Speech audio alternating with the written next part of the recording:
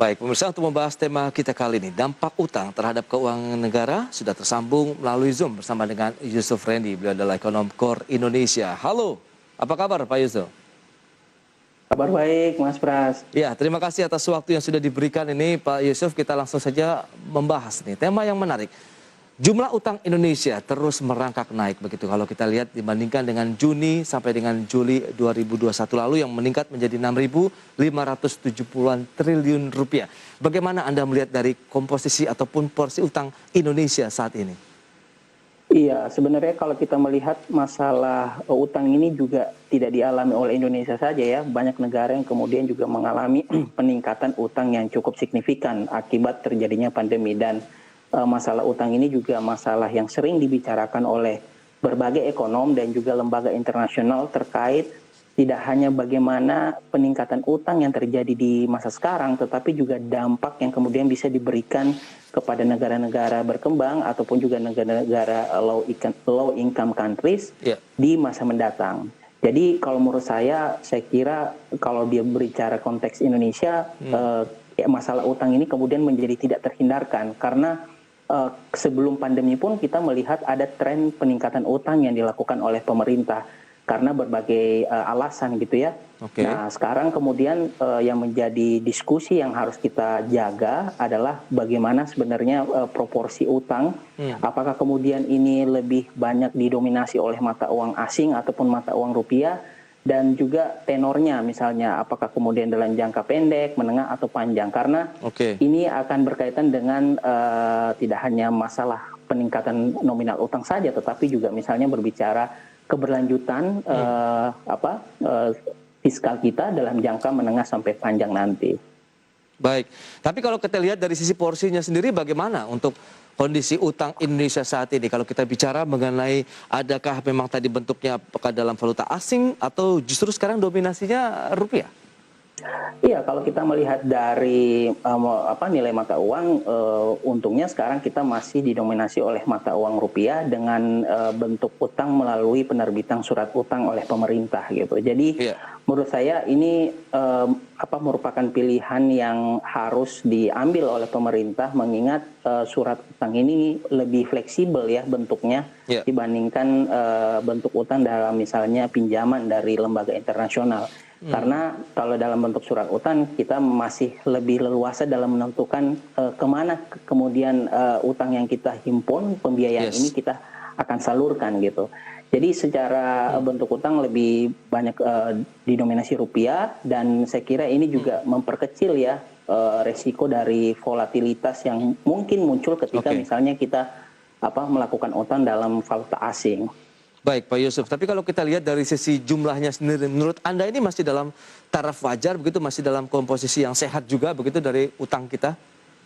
Iya, saya kira kita sudah sering mendengar ya bahwa argumen yang sering dilemparkan bahwa rasio utang yang aman itu adalah selama dia masih 60% di bawah PDB.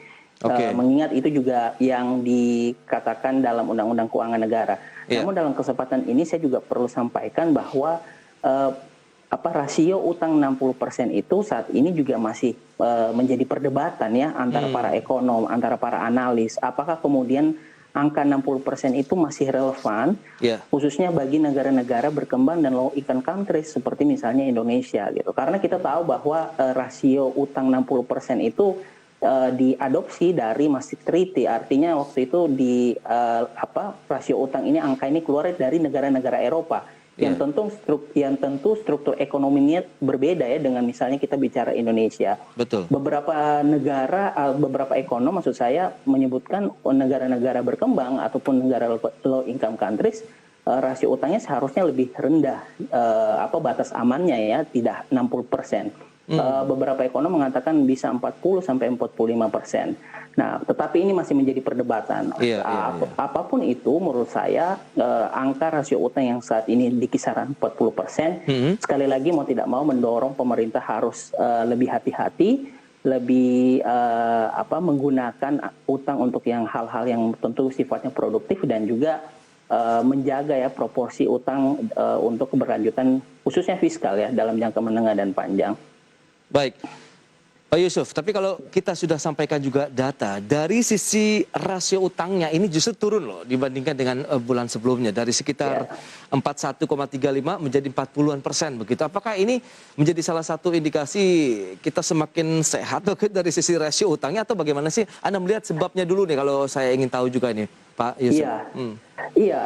Kita tahu bahwa apa formula ya Ya, rasio utang itu kan dibagi terhadap produk domestik bruto gitu. Jadi oke.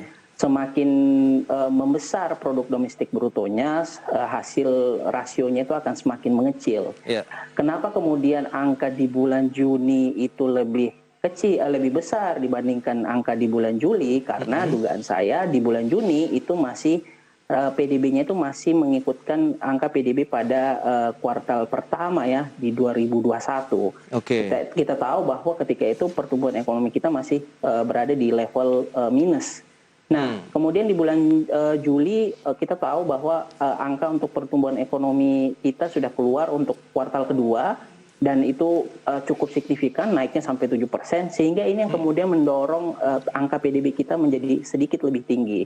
Nah, karena angka PDB-nya sedikit menjadi lebih tinggi gitu, makanya Ya. pembaginya menjadi lebih besar, makanya rasionya mengecil. Jadi saya lihatnya sebenarnya lebih kepada teknikal ya, lebih tidak menggambarkan kemudian apakah ini bisa Nah, itu dia. dikatakan bahwa ini sehat gitu Iya, ya. Saya itu kira dia. itu ini lebih menggambarkan secara teknikal saja karena ada peningkatan dari Oke. nominal PDB kita. Makanya dia mengalami penurunan dibandingkan bulan sebelumnya. Ya, tapi ada pengaruhnya nggak sih kalau kita bicara mengenai rasio utang juga yang semakin mengecil, sementara utangnya justru bertambah ini, Pak Yusuf? Iya, saya kira kita perlu bicara dalam jangka menengah panjang. Artinya kalau kita bicara dalam jangka menengah panjang, peningkatan utang saat ini kemudian harus direspon pemerintah untuk bagaimana cara untuk melunasinya ya. Sederhananya Oke. seperti itu dalam jangka menengah panjang. Jika kita berbicara melunasi utang, salah satu cara ya tentu digunakan dengan menarik pajak gitu ya. Betul. Nah, makanya kita lihat dalam beberapa bulan terakhir ini pemerintah gencar ya dalam mendorong pertama mendorong konsolidasi fiskal di tahun depan dan yang kedua menerapkan RUU ketentuan umum perpajakan revisi ketentuan umum perpajakan. Saya kira ini tidak terlepas dari peningkatan utang yang meningkat ya, karena sekali lagi bahwa utang ini kemudian harus dibiayai dalam jangka menengah panjang, makanya pemerintah perlu strategi dari saat sekarang gitu. Terus kalau kita bicara jangka menengah, dari jangka pendek, dampak yang kemudian bisa diberikan lebih kepada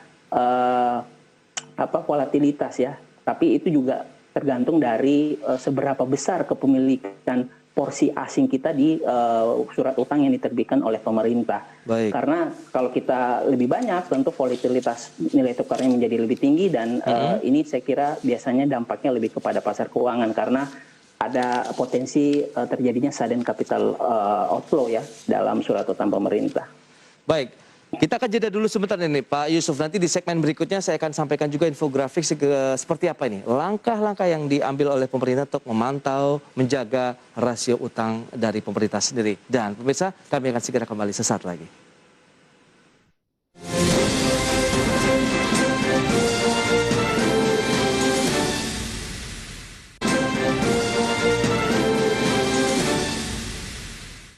Baik, pemirsa, terima kasih Anda masih bergabung bersama kami dalam Market Review. Dan sebelum kita melanjutkan kembali perbincangan bersama dengan Yusuf Rendy, Ekonom Core Indonesia, berikut ini akan kami sampaikan terlebih dahulu infografik terkait dengan langkah-langkah pemerintah dalam memantau dan menjaga risiko utang pemerintah.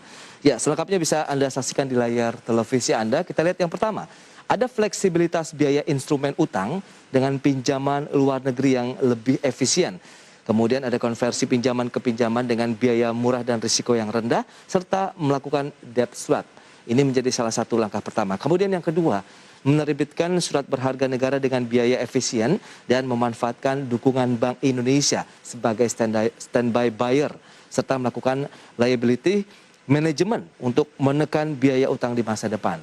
Langkah ketiga, menjaga komposisi utang domestik lebih besar daripada utang falas, kemudian mengupayakan berbagai alternatif pembiayaan kreatif dan inovatif, sehingga bisa mengurangi beban APBN seperti skema kerjasama pemerintah dan badan usaha, serta blended financing.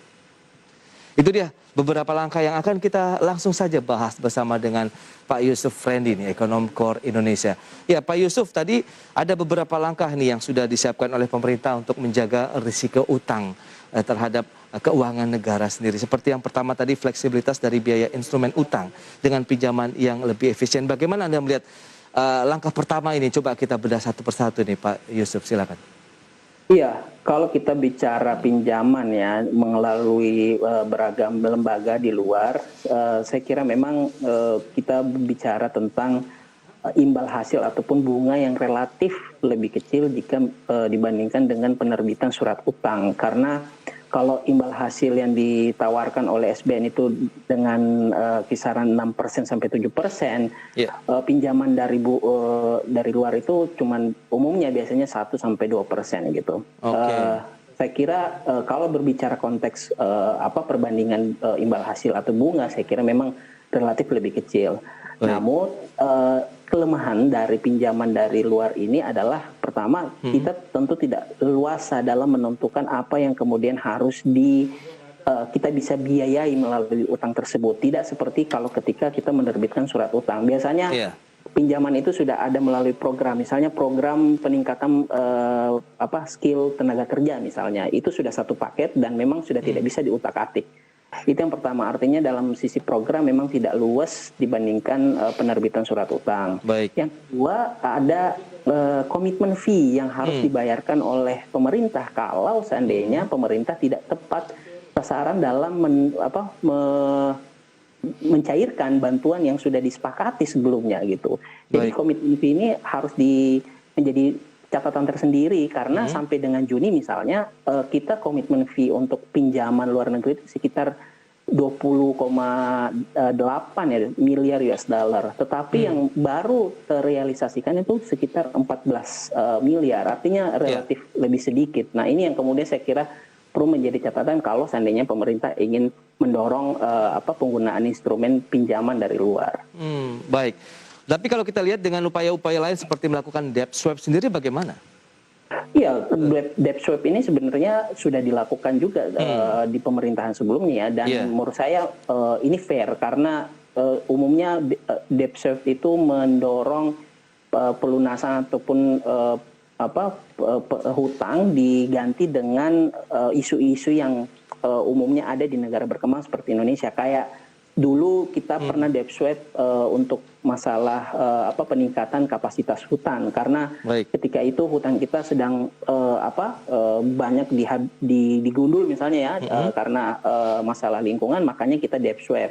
Jadi menurut saya itu memang win-win solution mengenai debt swap ini. Debt swap juga bisa selain dalam bentuk program kerja, debt swap juga bisa dilakukan melalui mengganti utang dengan bunga yang lebih rendah kepada utang-utang dengan bunga yang lebih tinggi gitu. Apalagi kalau kita lihat sekarang tren imbal hasil yang ditawarkan oleh pemerintah ini sekarang sedang menurun nih. Jadi menurut saya ini juga bisa menjadi momentum untuk melakukan debt swap dengan ongkos yang lebih rendah ya. Ya, sehingga tidak membebani pemerintah sendiri ya untuk memberikan imbal hasilnya ya. Betul, dalam jangka panjang dan menengah, betul. Lanjut kepada dukungan Bank Indonesia sebagai standby buyer begitu. Apakah ini lebih pada skema burden sharing juga yang selama ini tengah berlangsung begitu antara pemerintah dan Bank Indonesia? Iya, saya kira memang ini kelanjutan dari program burden sharing yang sesuai dengan Undang-Undang Nomor 2 Tahun 2020, di mana Bank Indonesia dibolehkan untuk burden sharing dengan pemerintah dan ini menjadi penting sekali lagi bahwa karena ini akan menentukan ya bagaimana pemerintah mengelola fiskal dalam jangka menengah panjang dan juga menentukan seberapa cukup pemerintah dalam misalnya mengelola belanja. Artinya burden sharing ini dibutuhkan untuk memastikan bahwa pemerintah dari sisi fiskal leluasa dalam mengeksekusi belanja-belanja yang sudah ditentukan sebelumnya gitu. Jadi tadi kemarin kita kalau mengikuti konferensi pers antara Kementerian Keuangan dan Bank Indonesia mengatakan bahwa pemerintah tidak perlu lagi melakukan realokasi anggaran gitu. Nah, ini yang kemudian menjadi penting karena di saat seperti sekarang ini memang dibutuhkan mengingat kita masih berada dalam transisi pemulihan ekonomi dan burden sharing ini mengurangi ya resiko dari ongkos penerbitan surat utang yang tinggi yang bisa muncul ketika pemerintah hanya melakukan bisnis as usual gitu ya, menerbitkan di pasar sekunder.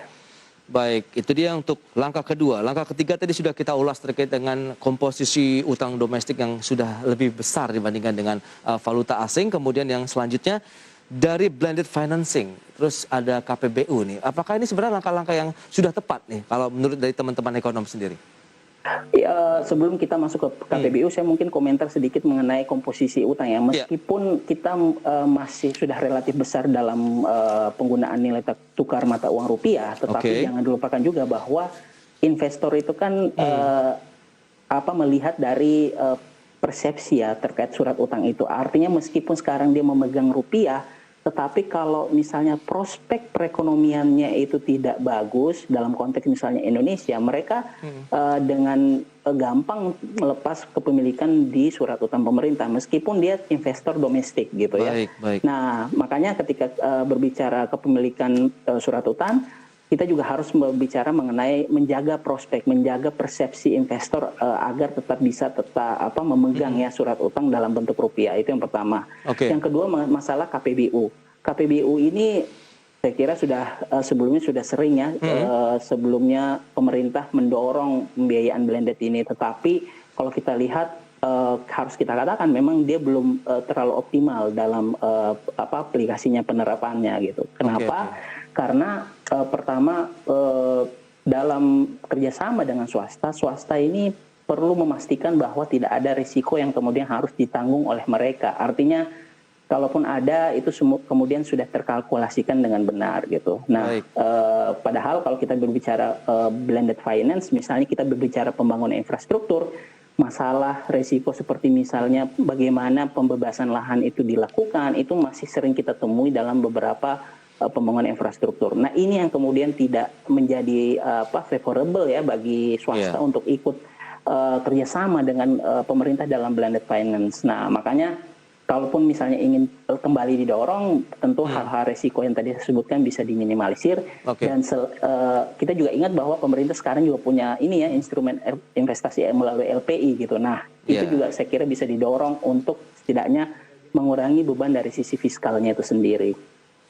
Baik, itu dia memang beberapa langkah yang sebenarnya sudah sesuai dengan harapan dan paling tidak tracknya sudah sesuai dengan bagaimana pemikiran-pemikiran ekonom di tanah air ya untuk menyikapi kondisi utang di Indonesia saat ini. Tapi kalau kita bicara mengenai klaim pemerintah sendiri, sebenarnya dana ataupun utang yang digunakan juga menjadi bagian dari upaya counter cyclical begitu di era new normal seperti saat ini. Apakah memang dana yang dibutuhkan cukup besar juga ini, Pak Yusuf?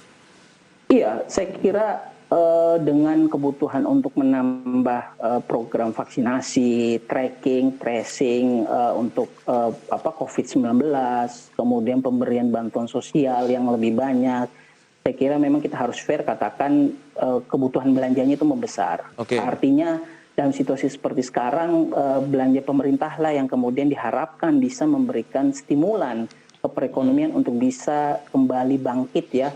Nah, hanya saja sekali lagi di satu sisi itu dibutuhkan, tetapi di lain sisi kita juga harus memastikan bahwa utang yang kemudian sudah ditarik, kemudian yang diperuntukkan untuk beragam program countercyclical fiskal ini juga harus dipastikan terrealisasikan secara tepat dan cepat gitu ya. Karena misalnya kalau kita bicara di tahun lalu, kita masih punya anggaran sisa, anggaran di tahun lalu untuk silpa ya misalnya, karena itu tadi pemerintah tidak hanya di pusat tetapi juga di daerah belum bisa mampu mengeksekusi belanja. Tentu kan ini cukup disayangkan ya, karena ketika kita sudah menarik utang, kita tidak bisa lagi nih kembali mengembalikan utang tersebut kalau kita tidak melakukan belanja misalnya. Ketika kita sudah menarik utang, ya sudah itu kita ambil dan bunganya kita akan tanggung nanti. Nah, makanya menjadi penting memastikan bahwa belanja ini bisa betul-betul terrealisasikan cepat dan tepat dan mampu mendorong ekonomi ya ke titik yang lebih optimal. Seperti itu. Tapi bicara mengenai belanja pemerintah begitu, apakah lebih banyak lebih kepada yang realnya begitu atau dalam bentuk insentif ataupun stimulus lah yang diberikan oleh dunia usaha ataupun masyarakat yang terdampak oleh pandeminya sendiri? Pak Yusuf. Khusus untuk tahun ini dan juga tahun lalu, saya melihatnya memang banyak dalam bentuk real dan juga bentuk stimulan ya. Kalau kita ingat misalnya di PEN itu ada bentuk bantuan perlindungan sosial, kemudian ada juga Bampres Mikro misalnya, ini kan bentuk real yang kemudian diberikan oleh pemerintah melalui kepada masyarakat. Betul. Dan kalau kita berbicara program dalam bentuk insentif, saya kira ada juga ya untuk misalnya lapangan usaha yang ingin mendorong ataupun meminjam pembiayaan kredit itu bisa ditalangin sementara ya istilahnya oleh pemerintah. Nah ini saya kira kombinasi. Jadi ketika tadi ditanya apakah kemudian dalam bentuk insentif atau program, saya kira ini dalam hal ini bentuknya kombinasi. Dan tinggal dipastikan sekali lagi bahwa bantuan ini tersalurkan secara cepat dan tepat. Itu kata kuncinya. Oke Pak Yusuf, lantas bagaimana melihat porsi utang saat ini terhadap keuangan negara? Tahan dulu jawabannya, kita akan jeda sebentar. Dan pemirsa, kami akan segera kembali usai pariwara berikut ini.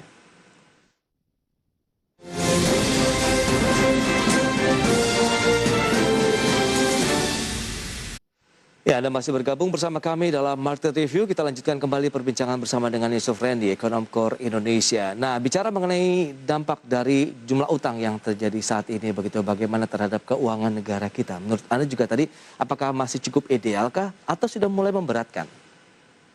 Iya, kalau kita berbicara utang dalam jangka panjang, tentu sekali lagi tadi saya sampaikan di awal, pemerintah harus mau tidak mau ya mendorong reformasi penerimaan negara untuk membiayai utang gitu. Nah, kemudian hal ini juga tidak terlepas dari tren ya penerimaan negara, khususnya misalnya penerimaan pajak kita yang ya dalam 5 tahun terakhir sampai 10 tahun terakhir ini tidak begitu menggembirakan. Hal ini dilihat dari misalnya rasio pajak kita yang cenderung stagnan ya. Sebelum pandemi kita di kisaran angka 11-12% gitu. Nah, padahal pajak ini kan digunakan nantinya untuk mendorong atau membiayai utang yang kita gunakan di saat ini gitu. Nah, makanya sekali lagi bahwa ketika kita berbicara kemudian apakah ini akan di level aman, ini akan tergantung seberapa mampu nanti pemerintah mendorong penerimaan pajak khususnya untuk membiayai utang kita dalam jangka panjang. Tidak mudah memang karena dalam situasi transisi pemulihan ekonomi pemerintah tidak bisa begitu saja menarik pajak ya, karena banyak usaha yang saya kira masih membutuhkan insentif pajak gitu. Nah, makanya timing dari pemberian insentif pajak juga menjadi penting. Artinya ketika menarik itu juga harus diperhitungkan pemerintah apakah waktunya sudah tepat. Tetapi kuncinya untuk mendorong penerimaan pajak adalah salah satu kunci untuk misalnya mengurangi proporsi pembiayaan utang kita dalam jangka menengah panjang. Baik, tapi adakah peluang untuk memperkecil kembali nih jumlah utang yang dimiliki pemerintah? Iya, kalau kita lihat di tahun depan sebenarnya pembiayaan utang itu relatif menurun ya dibandingkan tahun ini gitu melalui APBN 2022. Nah, tetapi asumsi itu diberikan pemerintah dengan catatan pertumbuhan penerimaan pajak itu bisa mencapai kalau saya tidak keliru sekitar 9-10% di tahun depan gitu. Ini akan menjadi cukup menantang karena beberapa tahun sebelumnya secara rata-rata pertumbuhan pajak di bawah angka tersebut gitu. Nah, makanya apakah kemudian ini bisa memperkecil? Ya kembali lagi bagaimana pemerintah pertama tentu mendorong ya pemulihan ekonomi lebih baik karena pajak itu penerimaan negara itu selalu mengikuti dari aktivitas perekonomiannya. Ketika aktivitas perekonomiannya sudah lebih terbuka gitu ya, kita tidak lagi mengalami gelombang misalnya third wave ya, kita jangan sampai ya. Ini tentu yang kemudian bisa mendorong pemulihan ekonomi yang lebih stabil, dan pemulihan ekonomi yang lebih stabil itu bisa diartikan penerimaan pajak yang juga lebih stabil. Dan ketika penerimaan pajak yang lebih stabil dan mungkin meningkat, ini yang kita bisa gunakan strateginya oleh pemerintah untuk tadi mengurangi proporsi pembiayaan utang, tentu secara bertahap sedikit demi sedikit karena ini strateginya memang tidak dalam jangka pendek ya, tetapi lebih kepada jangka panjang gitu. Yes, bicara mengenai jangka panjang, pandemi yang sudah diarahkan mungkin akan menjadi endemi juga ya untuk COVID-19. Bahkan kita sudah ada penyiapan untuk roadmap hidup berdampingan dengan COVID-19. Berarti butuh waktu yang lebih panjang lagi kita untuk masuk dalam proses pemulihan ekonomi atau kita perlu booster tambahan begitu, Pak Yusuf? Saya kira sebenarnya lebih kepada strategi ya. Kita bisa mendorong pemulihan ekonomi yang lebih stabil ketika misalnya pendekatan kesehatannya itu dioptimalkan. Misalnya mempercepat proses vaksinasi, kemudian memperbanyak kapasitas tes, tracing, dan isolasi gitu. Nah, hal-hal ini yang kemudian dibutuhkan sebagai salah satu pedoman ya. Kalau seandainya misalnya pemerintah akhirnya mengadopsi kebijakan tanda kutip hidup berdampingan dengan COVID-19. Tanpa itu saya kira kita berpotensi untuk melihat ya potensi pemulihan ekonomi dalam bentuk kurva W. Ya tentu saya harap saya salah, tetapi ketika pertumbuhan ekonomi itu berbentuk W, artinya kita kadang bisa turun, tetapi naik turun. Jadi bentuknya seperti huruf W ya. Nah ini yang kemudian tidak kita harapkan. Saya kira tahun ini dan juga tahun depan momentum pemerintah untuk meningkatkan ya lebih optimal dalam pendekatan kesehatan, karena tanpa pemulihan di sektor kesehatan kita sulit berharap pemulihan ekonomi yang lebih stabil kita dapatkan gitu ya di dalam negeri. Baik, tapi ini kalau kita bicara optimisme, terutama saya mungkin, apakah ini terlalu optimis atau tidak, tapi menurut Anda Pak Yusuf, apakah Indonesia bisa terbebas dari utang? Ini pertanyaan yang saya jujur akan katakan sulit untuk menjawabnya, karena variabel penentuan jawabannya itu akan sangat banyak. Dalam misalnya bagaimana pemerintah menjaga ekspektasi perekonomian kita ya, sekali lagi bukan dalam jangka pendek tetapi jangka menengah panjang. Misalnya apakah kemudian kita bisa mendorong pertumbuhan ekonomi kita setelah pandemi ya, khususnya artinya setelah masa transisi pemulihan ekonomi kita di atas 5%. Kan selama sebelum pandemi kita tumbuh, tetapi kalau kita lihat angkanya ya di kisaran 5% ya pertumbuhannya gitu. Yang kita harapkan kan tentu pertumbuhan ekonomi yang lebih tinggi dari 5%. Sehingga ketika pertumbuhan ekonomi yang lebih tinggi gitu, tentu itu akan diikuti oleh peningkatan penerimaan negara yang lebih tinggi. Itu sebenarnya rumus sederhananya seperti itu gitu. Nah, ketika penerimaan negara yang lebih tinggi, kemudian kita juga melakukan perbaikan administrasi perpajakan, nah makanya kita bisa berharap setidaknya bukan betul-betul hilang ya ketergantungan ataupun penggunaan utang, tetapi mengurangi proporsinya sedikit demi sedikit. Baik, itu yang mungkin yang perlu ditunggu begitu, bagaimana kita bisa mengurangi jumlah utang Indonesia. Baik, Pak Yusuf Rendy, terima kasih banyak atas waktu yang diberikan dan juga analisisnya mengenai utang ya, khususnya dampaknya terhadap kondisi keuangan Indonesia. Selamat melanjutkan aktivitas Anda kembali dan stay healthy, Pak Yusuf. Terima kasih. Ya. Baik pemirsa, jangan beranjak dari tempat Anda, karena di segmen berikutnya kami masih akan kembali sejauh mana dengan tema dampak perpanjangan dari PPKM terhadap sektor UMKM di Indonesia. Sesaat lagi.